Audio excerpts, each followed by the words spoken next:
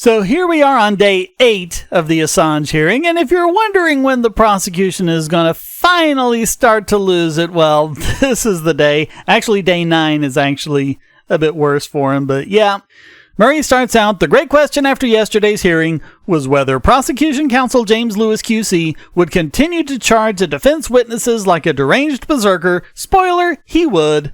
And more importantly, why? I think he's just stressed out because he's got no case and he knows it, but see what you think as we go through this. But he says Lewis instead resembled a starving terrier kept away from a prime sausage by a steel fence whose manufacture and appearance was far beyond his comprehension. Perhaps he has a toothache. All right, Professor Paul Rogers. On direct, and remember Judge Dalek limited them to half an hour, which was better than what she was going to originally give them, which was nothing, and they were just going to go direct across. But anyway. So in 2001, basically post 9/11, there was a strong commitment among people of the United States to go to war in Afghanistan and Iraq, and the early military victories led to a feeling the nation had got back on track. It was the WikiLeaks revelation that showed that this wasn't exactly true. In fact, the war in Afghanistan had pretty much gone wrong from the start. It contradicted the government line that Afghanistan was a success. Similarly, the WikiLeaks evidence published in 2011 had confirmed very strongly that the Iraq War had gone badly wrong when the U.S. official narrative had been one of success. So Rogers said that Assange had stated that he was not against the USA, and there were good people in the USA who held differing views. He plainly hoped to influence U.S. policy. So again, this is absolutely 100% political. I don't really see how anyone can deny that, which is probably why Lewis is flipping out, but we'll get to that. Fitzgerald asked whether the motivation for the current prosecution was criminal or political. Rogers replied, the latter. This was part of the atypical behavior of the Trump administration. It prosecutes on political motivation. This also related to Trump's obsessive dislike of his predecessor. His administration would prosecute Assange precisely because Obama did not prosecute Assange. And remember, this was after Trump saying a few years earlier that he liked WikiLeaks, because they were exposing Hillary Clinton, his opposition. But now when it comes to this, it's all political. This is political. This is absolutely political. Also, the incoming Trump administration had been extremely annoyed by the commutation of Chelsea Manning's sentence, a decision they had no power to revoke. For that, the prosecution of Assange could be vicarious revenge. Fitzgerald asked whether Assange's political opinions would be protected by the Refugee Convention. Rogers replied, yes. Persecution for political opinion is a solid reason to ask for refugee status. All right, now we've got James Lewis cross-examining for the prosecution. His first question is, what is a political opinion? Rogers replied that a political opinion takes a particular stance on the political process and does so openly. It relates to the governance of communities from nations down to smaller units. Lewis suggested that Assange's views encompass the governments of corporations, NGOs, and trade unions. They could not, therefore, be considered as political opinion. Rogers replied that the province of the political in the last 50 years or so now includes much more beyond the strict governmental process. Assange particularly discusses relationships between government and corporations and the latter's influence on government and society as part of a wider ruling establishment. So then there's a few questions on what constitutes a journalist. They went kind of the same way. And then Lewis just starts gish-galloping. Is transparency a political opinion? Does Assange hold the view that governments may never hold secrets? Should that transparency enable putting individuals at risk? There were more. Rogers replied that these questions did not permit a binary answers, because remember, Lewis is basically ordering the witnesses to keep to short answers, something that he has no power to do. But Judge Dalek is letting him do it. So you have Assange's speech to the Stop the War Coalition, where he said that the invasion of Poland at the start of the Second World War was the result of carefully concocted lies. Rogers replied it represented a strong political opinion and a particular view on the origin of war. Lewis then quoted another alleged comment of Assange, journalists are war criminals, and asked what political opinion that represented. Rogers replied that it represented a suspicion of certain journalistic practices. Rogers said that he had never supported or identified with Assange's views. He strongly disagreed with some, but that they were coherent political views, there was no doubt. So then there's a bunch of questioning about really long and lengthy quotes by Assange, and then he changes tack. Lewis says that Professor Rogers is appearing as a so-called expert witness under an obligation to be unbiased. He had a duty to consider all supporting evidence, and he goes back to Kronberg. Gordon Kronberg's affidavit that explicitly denied that there was any political motivation for the prosecution, stating its evidence base. Why did Rogers not mention the Kronberg statement in his report? An unbiased witness would have taken Kronberg's statement into account. Rogers said he accepted that Kronberg had made his statement, but believed a wider view to be more important. And then he goes into the grand jury. The grand jury, why had Rogers not mentioned the grand jury? Again, Rogers said he had taken a wider review. Why was there a decision now to prosecute and not in 2011? And why Kronberg's statement was being made now after a gap of 8 years? That was anomalous. Lewis then asked, I want to consider why you did not consider the opposite view. Have you seen the evidence? And Murray says, at this point he was grinning very strangely indeed, looking up at the judge, leaning back with one arm wide across his chair back, in some sort of peculiar alpha male gesture. I believe Rogers' video link only gave him a wide view of the whole courtroom, so how much he could see of the body language of his questioner, I am unsure. Rogers said that he had seen the evidence. Now, they're talking about Kronberg. Obviously, in context, evidence means Kronberg's affidavit. But then, Lewis gurned in wild-eyed triumph, you cannot have seen the evidence! The evidence has only been seen by the grand jury and not released! You cannot have seen the evidence! That is an absolutely despicable tactic for a prosecutor to make. It's a complete equivocation, saying evidence meaning Kronberg's affidavit, but then turning around and referring it to the evidence that the grand jury looked at. So he's using bogus tactics to try and undermine him and catch him in a lie he didn't make. This is the kind of stuff they did with Flynn, by the way, just in case you're wondering. So Rogers went on to say that less than 24 hours ago, he had received an evidence bundle of 350 pages. 350 pages in 24 hours. It was unfair to expect him to have a precise mental picture of every document. He goes back to the Kronberg affidavit, which he was talking about, and then he was talking about the grand jury evidence. Now he's talking about the Kronberg affidavit again. But it said that prosecutors have a code. That code bars them from taking politically motivated decisions. Rogers replied that may be right in theory, but was untrue in practice, particularly in the USA, where a much higher percentage of senior officials in the Department of Justice were political appointees who changed with each administration. Lewis asked Rogers whether he was alleging the prosecutors did not follow the code outlined by Kronberg. Rogers replied he had to consider the motivation of those above the prosecutors who influenced their decision. Quote, what you are giving me is a fair representation of how federal prosecutors are supposed to do their work, but they work as those above direct them. So Lewis comes back, was he claiming that Kronberg was acting in bad faith? Rogers said no, but he was acting under political direction. The timing of this incident after 8 years was the key. Was it political motivation that led to new prosecutions now? Rogers said this was more about bad faith. Lewis asked if Rogers understood what Assange was being prosecuted for. Was he being prosecuted for publishing the collateral murder video? Rogers said no, the charges were more specific and mostly related to the Espionage Act. Lewis stated the majority of charges were focused on complicity in theft and on hacking.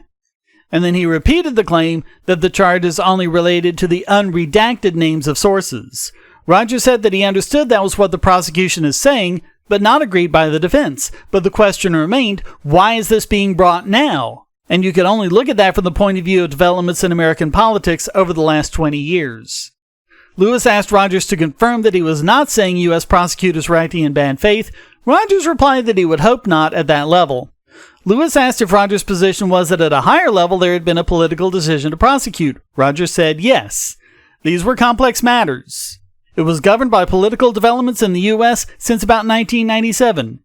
He wished to speak to that, but Lewis cut him off and said he preferred to look at evidence. Lewis does a lot of interrupting, which, again, they're not supposed to do. You're supposed to let them finish their questions so they can tell the whole truth and nothing but maybe it's different in Britain. We've seen a lot of things that are different in Britain. But even after saying he preferred to look at evidence, he refused to let Rogers develop his evidence and gave quotes from Assange's legal team, the same one he had given to Feldstein the day before, that basically in 2016 they hadn't been informed the charges had been dropped. Rogers said that was just what you would expect from WikiLeaks at that time. They did not know and were bound to be cautious. But according to Lewis, Assange's lawyer said there was no decision not to prosecute by the Obama administration. And Rogers said, I have accepted there was no decision not to prosecute, but there was no prosecution, and it was considered. And basically the way this works, prosecutors almost never formally announce that we're not prosecuting. And the reason why is a month or a year later or whatever, there might be additional evidence that comes to light that says, oh, okay, we're going to go ahead and prosecute now. Wait a minute, I thought you said you weren't going to prosecute. Why are you prosecuting now? So that's, they don't want to say, blanket that they're not going to prosecute. They're just not prosecuting at that moment. But again, in this case, there's no additional evidence or anything. There's no new information. So why now would they finally be prosecuting him? So Lewis goes on that Rogers is not a real expert and gave a biased opinion in favor of Julian Assange. Yeah, well, cry on, Lewis. He's a witness for the defense. What do you expect? So Fitzgerald then re-examined Rogers, or redirect, as they say in the U.S. They must say re-examine over in Britain. But Lewis had appeared to see something sinister in Mr. Assange's statement that the invasion of Poland and the Second World War had been started by lies. To what lies did Professor Rogers think Assange was referring? Rogers replied, the lies of the Nazi regime. Fitzgerald asked if this was a fair point. Rogers said yes. And so there's Assange's statement, which also referred to lies starting the Iraq War. Rogers agreed that lies leading to war was a consistent Assange political theme. It was a consistent theme in history, really. Name me one war that didn't start through lies. I challenge you. So again, they go on a brief history, 9/11, the Bush administration, and the Iraq War. And then Obama deciding not to prosecute, and then Trump comes in, and all of a sudden things are different. And Rogers' final point was that 4 months after Bill Barr took office as Attorney General, charges were increased from a single one to 18. And that was a pretty clear indication of political pressure being put on the prosecutorial system. So next witness, Trevor Timm, who said there's a rich history in the USA of famous reporters covering defense and foreign affairs related matters drawing upon classified documents. This happens a lot. And Mark Summers for the defense said that this was the prosecution's case. Chelsea Manning committed a crime in whistleblowing. So, any act that helped Chelsea Manning or solicited material was also a crime. Timm replied this was not the law. In fact, it's standard practice for journalists to ask sources for classified material. The implications of this prosecution would criminalize any journalist in receipt of classified intelligence. Virtually every single newspaper in the United States had criticized this decision, including those that have opposed WikiLeaks' general activities. This was the only attempt to use the Espionage Act against a person not in government employ, apart from the IPAC case, which had collapsed for that reason. Many great journalists would have been caught by this kind of prosecution, including Woodward and Bernstein for the cultivation of Deep Throat. And then Summers asks about the Dropbox by WikiLeaks. Is that a criminal conspiracy? And Timm replied that the indictment treats possession of a secure Dropbox as a criminal defense. But The Guardian, Washington Post, New York Times, and over 80 other news organizations have secure Dropboxes. The International Committee of Investigative Journalists has a Dropbox with a specific Leak to Us page requesting classified documents. Timm's own foundation had developed in 2014 a secure Dropbox, which they taught, and which had been adopted by multiple news organizations in the USA. And in fact, the New York Times links to its secure Dropbox in its social media posts. Some of them even took out paid advertisements for whistleblowers. And then there's a few words talked about torture. I think it's just a rehash of some of the things that we've already talked about, and maybe we'll talk about a little more. But then Lewis comes up to cross-examine, and he goes on with his little routine about, well, you claim to be an expert opinion. Do you know what that means in UK law, etc.? So Lewis asked whether Timm would feel personally threatened where this case would go to prosecution.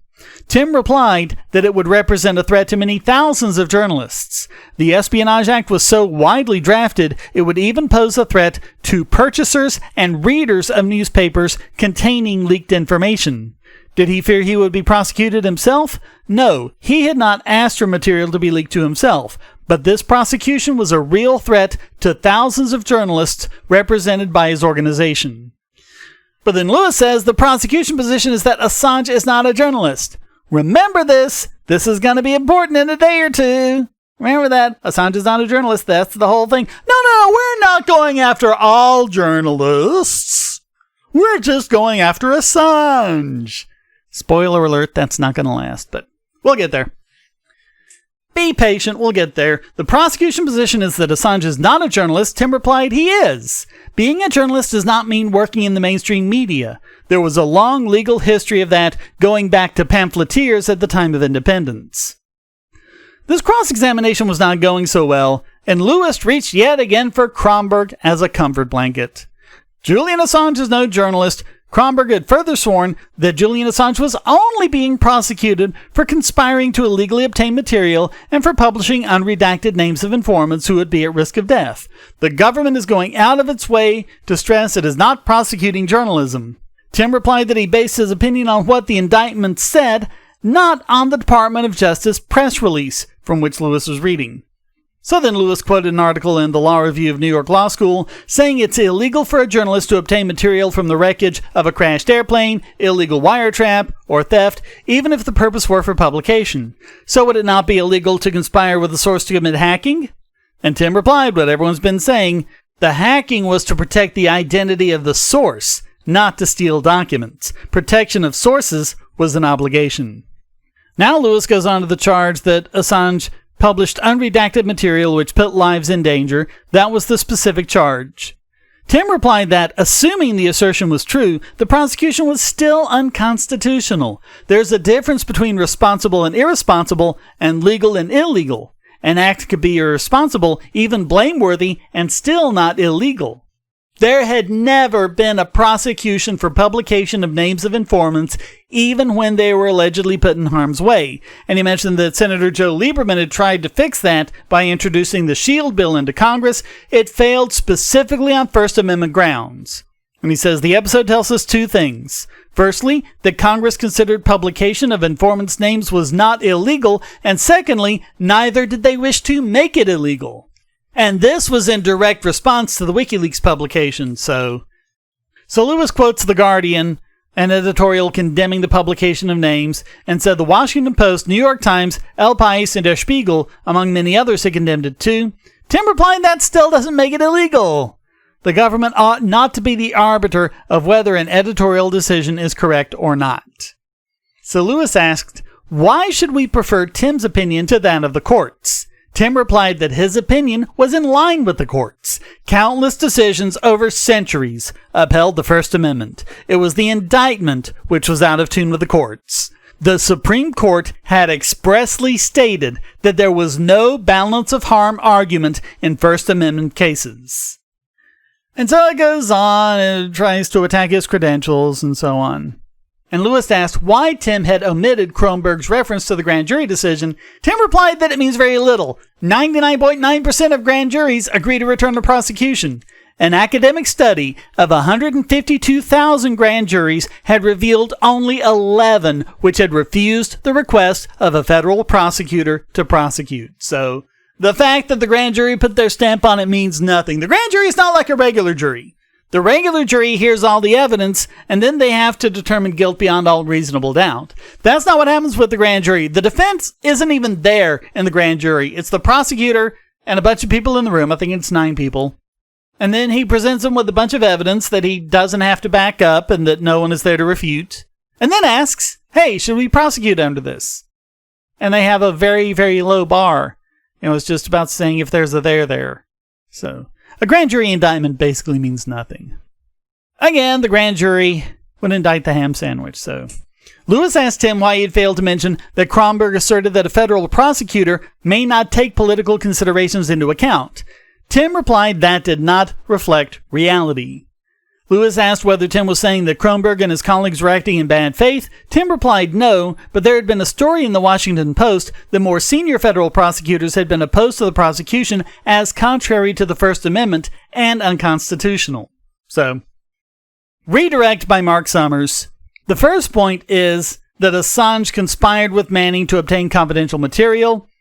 And Tim replied, this is just cultivating of source, and that's routine journalistic activity. The indictment is precluded by the First Amendment. The government does not allege that Assange himself helped Manning steal the material. It alleges he provided help to crack a code that enabled Manning to better protect his identity. Lewis here interrupted, yes, he interrupted a redirect, with a lengthy quote from one of Kronberg's affidavits, to the effect that the government was now alleging that Assange helped Manning hack a password in order to facilitate obtaining classified information. And I mean, that is objectively false, and we've covered that before. But this is also one of the new things that they just brought up in the interim and didn't give the defense any time at all, to look at, prepare for, things like that. And Tim said yet again Kronberg's affidavit did not appear to match the actual indictment. Summer stated that Kronberg's second justification for stating that Assange is not a journalist was that he published the names of sources. Tim replied that he understood these facts were disputed, but in any event, the Supreme Court had made plain such publication still enjoyed First Amendment protection. Controversial editorial choice did not render you not a journalist. It looks like, according to Murray at least, that the defense have been trying the last 2 days to make a case that this is a politically motivated prosecution and therefore not eligible for extradition under the terms of the treaty that the UK has with the US. Back in February, the prosecution had a farcical argument that Article 4 of the treaty does not apply as incompatible with UK law. Assange's activity is not political, as in law that word can only mean support for a particular party, and hence Lewis is sparring on that point with Rogers today, in which Lewis was well out of his depth. Lewis's primary tactic has been rudeness and aggression to disconcert witnesses. He questions their honesty, fairness, independence, and qualifications. Today his bullying tactics ran foul of 2 classier performers than he. That is no criticism of Professor Feldstein yesterday, whose quiet dignity and concern was effective in a different way in exposing Lewis as a bore. Lewis's remaining tactic is to fall back repeatedly on the affidavits of Gordon Kronberg, which everybody else but Lewis and Kronberg finds inconsistent with the superseding indictment itself. Witnesses understandably back away from Lewis's challenge to call Kronberg a liar or even to question his good faith. Lewis's plan is very plainly to declare at the end that every witness accepted Kronberg's good faith and therefore this is a fair prosecution and the defense have no case. Perhaps I can assist. And this is a direct quote from Murray. I do not accept Kronberg's good faith. I have no hesitation in calling Kronberg a liar. There is a real problem with Gordon Kronberg, and Lewis may very well come to regret resting the weight of the credibility of his entire case upon such a shugly peg. All expert witnesses have so far said that Kronberg's precious memoranda explaining the scope of the indictment are inaccurate. It is at odds either with actual practice in the USA or the actual statutes to which it refers. Next time Lewis asks a witness if they are questioning Kronberg's good faith, they might want to answer yes. It certainly will not be the first time. And that's a lot just for day 8, so we'll do day 9 in the next video. Thank you so much for listening to me. This is so important, so please do everything you can to share this video or this audio file, however you got it, or share Craig Murray's original link in his blog posts covering all of this. This really needs to be spread out far and wide. The news media isn't doing it, so it's up to you and me. And in the meantime, if you like what I'm doing, you can kind of help keep me going by going to donate.bogosity.tv and giving whatever you can. We'll see you for day 9. Until then, stay strong and be free.